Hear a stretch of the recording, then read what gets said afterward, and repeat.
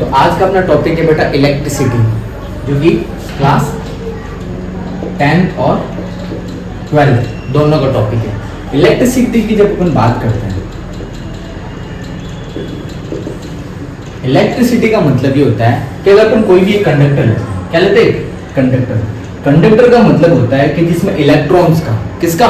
Electrons का flow easily एक जगह से दूसरी जगह होता है। इलेक्ट्रॉन्स का क्या होता है? फ्लो होता है एक जगह से दूसरी जगह। तो इलेक्ट्रिसिटी की जब हम बात करते हैं, इलेक्ट्रिसिटी की डेफिनेशन होती है कि किसी भी कंडक्टर में कितने टाइम में कितने चार्जेस का फ्लो हो रहा है, किसी भी कंडक्टर में कितने टाइम में कितने चार्जेस का फ्लो होता है। तो इसके अगर अपन डेफिनेशन लिखें तो होता है the rate of flow of charge, the rate of flow of charge. अब यहाँ पे एक वर्ड आया, एक नया, चार्ज। What is charge? तो सबसे पहले अपन बात करते हैं इलेक्ट्रिक चार्ज की। चार्ज होता है क्या है? तो चार्ज किसी भी सब्सटेंस की इंटरनल और इंट्रिंसिक प्रॉपर्टी होती है। किसी भी सब्सटेंस की इंटरनल और इंट्रिंसिक प्रॉपर्टी होती है जिसकी वजह से इलेक्ट्रिक एंड मैग्नेटिक इफेक्ट देखने को मिलता है। Without charge you can not generate electric और मैग्नेटिक फील्ड। इलेक्ट्रिक चार्ज क्या होती है? किसी भी सब्सटेंस की इंटरनल और इंट्रिंसिक प्रॉपर्टी होती है, किसी भी सब्सटेंस की इंटरनल और इंट्रिंसिक प्रॉपर्टी होती है जिसकी वजह से इलेक्ट्रिक फील्ड और मैग्नेटिक फील्ड जनरेट होता है। अब चार्ज को डिनोट किससे करते हैं? क्यू से डिनोट करते हैं। किससे डिनोट करते हैं? क्यू से, जिसकी ऐसे यूनिट होती है कूलम्ब्स। क्या होती है ऐसे यूनिट? कूलम्ब्स। तो अपन यही चीज बता रहे हैं, यहाँ पे क्या रिप्रेजेंट कर रहा है? चार्ज। तो चार्ज क्या होगा? किसी भी सब्सटेंस की इंटरनल प्रॉपर्टी जिसकी वजह से क्या जनरेट होगा? इलेक्ट्रिक फील्ड जनरेट होगा। क्या जनरेट होगा? Electric field. तो कंडक्टर में क्या होगा? इलेक्ट्रॉन्स का एक जगह से दूसरी जगह फ्लो होना है। क्या कहलाएगा? इलेक्ट्रिक करंट कहलाएगा। क्या कहलाएगा? Electric current. अब देखो यहाँ पे चार्ज को आप किस में मेजरमेंट करते हो? कूलम्ब में। टाइम को किस में मेजरमेंट करते हो? सेकंड में। तो अगर अपन इलेक्ट्रिक करंट की ऐसे यूनिट बनाए, I इज इक्वल टू होता है अपने पास Q upon T। Electric current is equal to Q upon T। Q किस में मेजरमेंट करते हैं? कूलम्ब। और T को टाइम में। Q को कूलम्ब और T को टाइम में। तो जब अपन इसकी ऐसा यूनिट की बात करें तो इलेक्ट्रिक करंट एक 7 फंडामेंटल यूनिट्स में से एक होती है। इलेक्ट्रिक करंट क्या? 7 फंडामेंटल यूनिट्स में से एक होती है जिसकी ऐसा यूनिट होती है एम्पियर। ऐसा यूनिट क्या होती है? एम्पियर। क्या होती है ऐसा यूनिट? एम्पियर। अब हम बात करते हैं quantization of charge. Q is equal to NE, quantization of charge. ये फॉर्मूला था Q is equal to NE। अब ये कहां से आया? ये आता है इलेक्ट्रिक चार्ज की प्रॉपर्टीज के बारे में, वो अपन आगे डिस्कस करते हैं।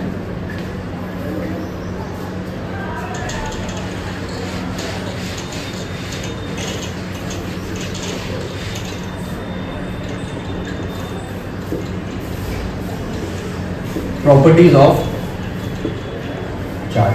There are 3 types of properties. Electric charge की कितनी प्रॉपर्टीज होती है? 3 प्रॉपर्टीज होती है। सबसे पहला होता है एडिटिविटी। सबसे पहली प्रॉपर्टी क्या होती है? एडिटिविटी। सेकंड प्रॉपर्टी होती है conservation. Second property is conservation of charge. First होता है additivity of charge, second is conservation of charge, third होता है क्वांटाइजेशन ऑफ चार्ज। एडिटिविटी का मतलब होता है, नाम से क्या पता चल रहा है? ऐड करना। क्या करना? ऐड। कोई भी अगर अपन सिस्टम लेते हैं, आइसोलेट सिस्टम ले लिया, क्या ले लिया अपन? एक सिस्टम ले। इस सिस्टम में खूब सारे चार्जेस है, like Q1 charge, Q2 charge, Q3 charge, Q4 charge, ऐसे Qn चार्ज। तो एडिटिविटी का मतलब होता है कि किसी भी सिस्टम में टोटल चार्ज, किसी भी सिस्टम का टोटल चार्ज Q, उस सिस्टम के अंदर प्रेजेंट इंडिविजुअल चार्ज, उस सिस्टम के अंदर प्रेजेंट इंडिविजुअल चार्जेस के सम के बराबर होता है। ऐड का मतलब क्या होता है? सम करना। इसका मतलब किसी भी सिस्टम में अलग अलग जो चार्जेस है उन सबको अगर अपन आपस में क्या करते हैं? सम करते हैं, ऐड करते हैं, तो टोटल सिस्टम का चार्ज Q आ जाएगा। तो जिसकी वैल्यू क्या होगी? Q1 प्लस Q2 प्लस ऐसे Qn। जितने भी चार्जेस दे रखे हैं सिस्टम में उन सबको आपस में क्या कर दो? ऐड कर दो। तो ये प्रॉपर्टी क्या कहलाती है? Additivity of charge. नेक्स्ट आता है कंजर्वेशन ऑफ चार्ज। आपने प्रीवियस क्लास में पढ़ा होगा conservation of mass, conservation of energy. इसका मतलब होता है कि चार्ज को ना तो आप क्रिएट कर सकते हो, charge can neither be created, ना तो चार्ज को क्रिएट कर सकते हो ना ही डिस्ट्रॉय कर सकते हो। चार्ज को ना तो क्रिएट कर सकते हो ना ही डिस्ट्रॉय कर सकते हो। चार्ज को आप क्या कर सकते हो? एक फॉर्म से दूसरी फॉर्म में चेंज कर सकते हो, चार्ज को क्या कर सकते हैं, एक फॉर्म से दूसरी फॉर्म में चेंज कर सकते हो। तो इसकी डेफिनेशन क्या बनेगी कि charge can neither be created nor be destroyed, it can change only one form to another form. Third आता है important quantization of charge. Quantization of charge का मतलब ये बताता है किसी भी सिस्टम का टोटल चार्ज Q, किसी भी सिस्टम का total charge Q integral multiple of base unit of charge के बराबर होता है। It is the product of integral multiple of base unit of charge. Base unit of charge को अपन represent करते हैं चार्ज ऑफ इलेक्ट्रॉन से। Base unit of charge को किससे रिप्रेजेंट करते हैं, चार्ज ऑफ इलेक्ट्रॉन से रिप्रेजेंट करते हैं। किससे रिप्रेजेंट करते हैं, चार्ज ऑफ इलेक्ट्रॉन, जिसकी वैल्यू होती है 1.6 into 10⁻⁻19 कूलम। अब कभी भी अगर किसी भी चार्ज की वैल्यू लिखेंगे तो उसके हमेशा पीछे ऐसे यूनिट लिखना कंपल्सरी होता है। चार्ज की ऐसे यूनिट क्या होती है, कूलम क्यूब। तो अभी अपन ने पढ़ा था electric current I = Q upon T। I = क्या था, Q upon T। Q की जगह आप क्या वैल्यू रख सकते हो, Q = NE। N की वैल्यू 1 से लेके इंफिनिटी तक कुछ भी हो सकती है, integral multiple 1 2 3 up to infinity तक कुछ भी वैल्यू आप पुट आउट कर सकते हो। तो Q = क्या रख सकता हूं मैं, NE। तो I = क्या बन जाएगा, Q की जगह NE upon T। तो ये दो फॉर्मूला बन जाते हैं इलेक्ट्रिक करंट के। इलेक्ट्रिक करंट की ऐसा यूनिट एम्पियर, जो कि एक 7 फंडामेंटल यूनिट है। आगे अपन बात करते हैं नेक्स्ट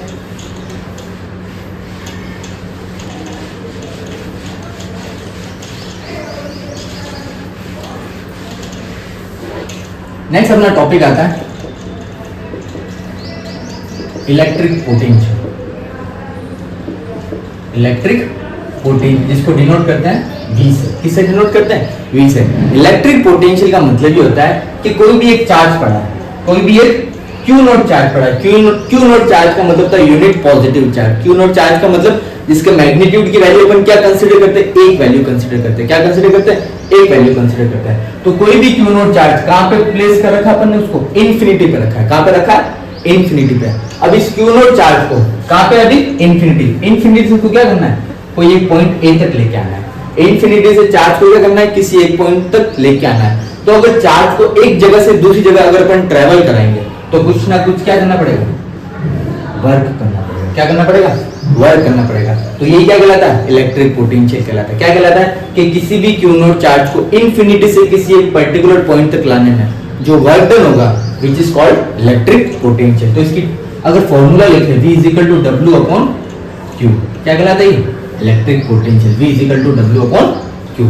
इसकी ऐसे यूनिट की जब अपन बात करें तो आपको पता है प्रीवियस क्लास में पढ़ा होगा, वर्क को हमेशा किस में मेजरमेंट करते हैं, जूल में मेजरमेंट करते हैं। किस में मेजरमेंट करते हैं, जूल में। और चार्ज का भी जस्ट मैंने बताया था कूलम, जूल अपॉन कूलम। तो एक तो ऐसा यूनिट क्या हुई इलेक्ट्रिक पोटेंशियल की, जूल अपॉन कूलम। एक और यूनिट होती है इसकी वोल्ट। एक और यूनिट क्या होती है, वोल्ट। क्या होती है, वोल्ट। अब अपने पास दो चीजें आई थी, तो इलेक्ट्रिक करंट और इलेक्ट्रिक पोटेंशियल। अपने पास दो डिवाइसेस होती है, अपने पास दो इलेक्ट्रॉनिक डिवाइस होती है। तो एमीटर एक होता है वोल्ट मीटर, एक एमीटर और एक वोल्ट मीटर। एमीटर का काम क्या होता है, करंट को मेजरमेंट करना। किसको मेजरमेंट करना, इलेक्ट्रिक करंट को मेजरमेंट करना। क्या करना, मेजर करना, इलेक्ट्रिक करंट को मेजरमेंट करना। और वोल्ट मीटर का काम क्या होता है, अपना जो टॉपिक क्या है, इलेक्ट्रिक पोटेंशियल। वोल्ट मीटर का काम है पोटेंशियल को मेजरमेंट करना है। किसके अंदर, कोई भी एक सर्किट के अंदर। किसके अंदर, एक सर्किट के अंदर पोटेंशियल को मेजरमेंट करना। किसको मेजरमेंट करना, पोटेंशियल को मेजरमेंट करना। आगे अपन नेक्स्ट टॉपिक पे बढ़ते हैं।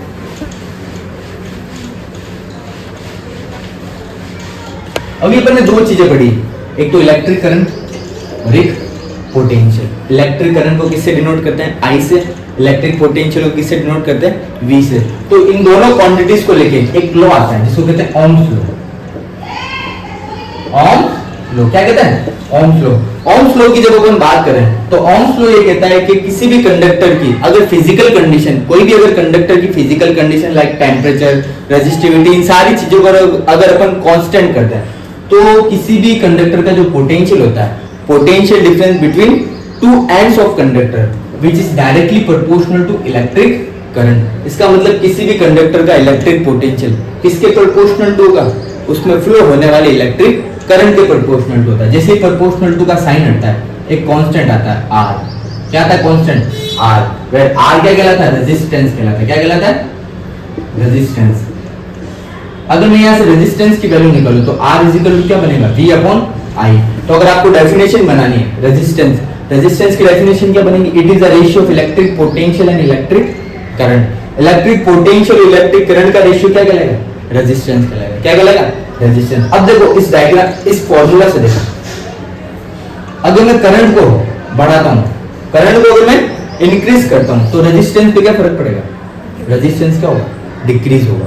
अगर करंट डिक्रीज हो रही है, अगर करंट डिक्रीज हो रही है तो रेजिस्टेंस क्या होगा, इंक्रीज होगा। इसका मतलब रेजिस्टेंस का काम क्या है, it is a barrier, it is a barrier to flow of electric current. इसका मतलब ये क्या करता है, रेजिस्टेंस का काम है किसी भी कंडक्टर में करंट को फ्लो होने से रोकना, किसी भी कंडक्टर में चार्जेस को या इलेक्ट्रिक करंट को एक जगह से दूसरी जगह फ्लो होने से रोकता है। अगर किसी भी सर्किट में जितनी ज्यादा करंट फ्लो होगी, इसका मतलब रेजिस्टेंस क्या हो जाएगा, कम हो जाएगा। और रेजिस्टेंस बढ़ रहा है तो करंट ऑटोमेटिक क्या हो जाएगी, कम हो जाएगी। दोनों एक दूसरे की क्या है, इनवर्सली प्रोपोर्शनल टू है। क्या एक दूसरे के इनवर्सली प्रोपोर्शनल टू है। अगर अपन बात करें कि 1 ओम की डेफिनेशन या 1 ओम, बाद में सबसे पहले बात करते हैं रेजिस्टेंस की एसआई यूनिट।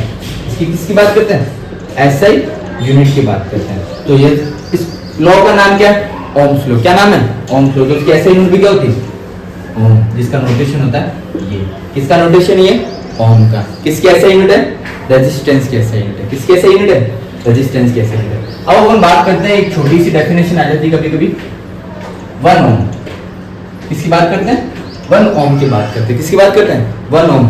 अब देखो अपना फॉर्मूला क्या है, R is equal to V upon I। किसकी बात करते हैं, R is equal to V upon I। अगर V की वैल्यू 1 वोल्ट कर दें, V की वैल्यू 1 वोल्ट कर देते हैं, एंड करंट की value I is equal to 1 ampere कर दो। अगर किसी भी कंडक्टर ले लिया, मान अपन ने क्या लिया, एक कंडक्टर, ये इस कंडक्टर के क्या है, 2 एंड्स है। क्या इस कंडक्टर के 2 एंड्स। अगर इस कंडक्टर के दोनों एंड्स में अगर पोटेंशियल 1 वोल्ट है, किसी भी कंडक्टर के दोनों एंड्स के बीच का अगर पोटेंशियल कितना हो, 1 वोल्ट हो, और इसमें फ्लो होने वाली जो इलेक्ट्रिक करंट है वो भी अगर 1 एम्पियर हो, तो इस रेजिस्टेंस का जो रेजिस्टेंस आएगा, V की वैल्यू भी 1, I की भी वैल्यू 1, तो R इज इक्वल टू क्या आएगा, 1 ओम आएगा। तो 1 ओम की डेफिनेशन क्या हो जाएगी कि किसी भी कंडक्टर में अगर दोनों एंड्स के बीच में पोटेंशियल अगर 1 वोल्ट हो और करंट भी 1 एम्पियर फ्लो हो रही है, तो रेजिस्टेंस कितना आएगा, 1 ओम रेजिस्टेंस आएगा। कितना आएगा, 1 ओम रेजिस्टेंस। अब ये जो R रेजिस्टेंस होता है, ये किन किन चीजों पे डिपेंड करता है, R रेजिस्टेंस किन किन चीजों पे डिपेंड करता है। सबसे पहले अपन बात करते हैं, जैसे कंडक्टर की बात करते हैं, जैसे ये कंडक्टर लिया आपने, इस कंडक्टर की कुछ ना कुछ क्या होगी, लेंथ। कंडक्टर की क्या होगी, कुछ लेंथ। इसका कुछ ना कुछ क्या होगा, क्रॉस सेक्शनल एरिया भी होगा। कंडक्टर है तो लेंथ भी होगी और एरिया भी होगा। तो रेजिस्टेंस हमेशा कंडक्टर की लेंथ के तो क्या होता है, प्रोपोर्शनल होता है। इसका मतलब किसी भी कंडक्टर जितना ज्यादा लंबा होगा, जितनी ज्यादा उसकी लेंथ होगी, रेजिस्टेंस उतना हाई होगा। रेजिस्टेंस क्या होगा, उतना हाई होगा। तो R is proportional to L। Second, R inversely proportional to A। इसका मतलब किसी भी कंडक्टर का एरिया जितना बड़ा होगा, रेजिस्टेंस उतना कम होगा। लंबाई बढ़ेगी, रेजिस्टेंस बढ़ेगा, एरिया बढ़ेगा, रेजिस्टेंस कम हो जाएगा। जब दोनों इक्वेशन को कैलकुलेट करते हैं तो R is directly proportional to हो जाएगा L अपॉन A। जैसे ही प्रोपोर्शनल टू का साइन हटेगा, एक कांस्टेंट आता है जिसको कहते हैं रेजिस्टिविटी। क्या कहते हैं, resistivity, L upon A। R is equal to rho L upon A। ये आ जाता है रिलेशन के रेजिस्टेंस लेंथ और एरिया पे डिपेंड करता है। रेजिस्टेंस 3 चीजों पे डिपेंड करता है, उसके लेंथ और उसके एरिया पे डिपेंड करता है।